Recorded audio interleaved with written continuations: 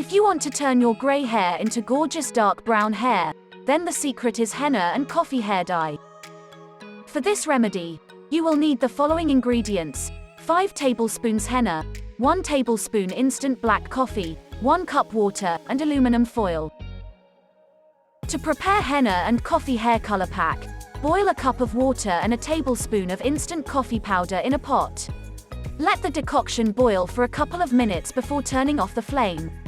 While the coffee is still warm, slowly pour it into a bowl containing 5 tablespoons of henna powder. Mix well to ensure that the paste is free of any lumps. Now, section your hair and start applying the henna and coffee mixture to it. Ensure that you cover your roots well. Once your hair is fully covered in the mix, leave it on for 3 to 4 hours. You can cover your hair with a shower cap and hot towel to improve the efficiency of the pack. Wash your hair with a mild sulfate-free shampoo and cool, lukewarm water. Then, proceed to condition your hair. For best results, you can use this pack once a month.